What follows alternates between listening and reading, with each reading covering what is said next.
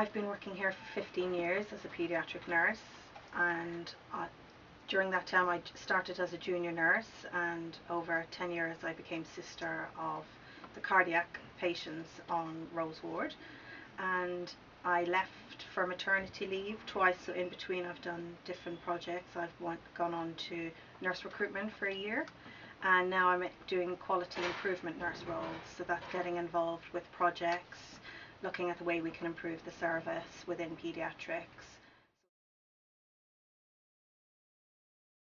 I've actually very timely been involved with a milk project for paediatrics, so supporting the nursery nurses and trying to get staff more involved with the way we can support mums with breastfeeding and the preparation of our milk, infant formula and feeds for our patients. So Rose Ward and PICU were a cardiac and respiratory unit, so we see children coming in for procedures, so for both heart and lung. So our respiratory patients would be cystic fibrosis and PCD, asthma, and our cardiac patients, they might be coming in for a simple procedure that's a day procedure, a cardiac catheter to close a hole in the heart, and then obviously we go up to more complex cardiac conditions, so children have an open heart surgery, and children can be here for a day procedure, and they can be here for months following open heart surgery.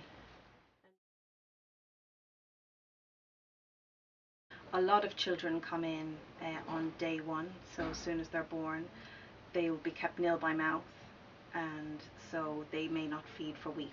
So it's very important to get that mum in if she has expressed an interest in breastfeeding or expressing.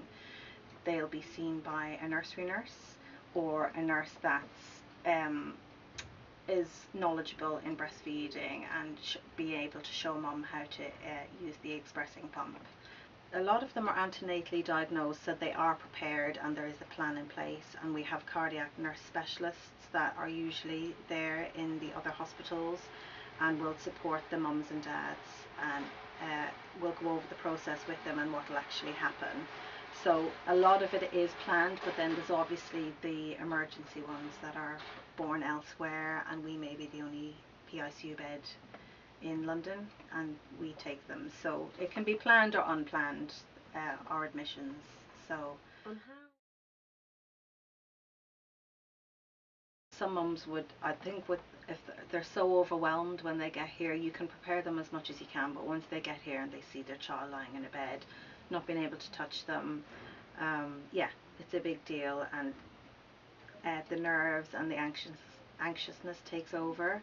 But if you get in there early and ask them what they would like to do, and even just to try, and it's a big achievement for them, for some of them that didn't ever consider it, and then they've actually expressed and they've got milk, and then it's helping them help their baby. So they,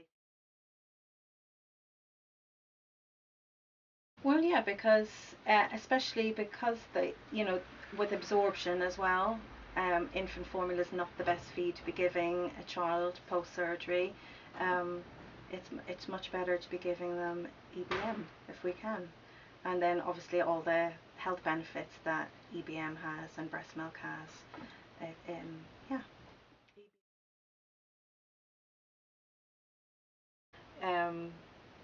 It takes away from what has gone on, and they're able to focus now. The child's okay, so the surgery's over, I can now start being a mum and breastfeeding, and yeah, I think they forget what's gone on and they're able now more to focus. Okay, so now the surgery's over, I can now focus on feeding and getting close to my child and getting that bond there.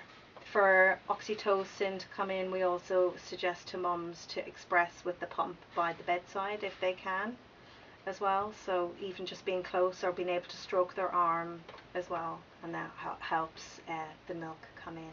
And we encourage mums to come, even though they're tired and we've got accommodation for them. We do say please come and just spend some time if you can beside the bed.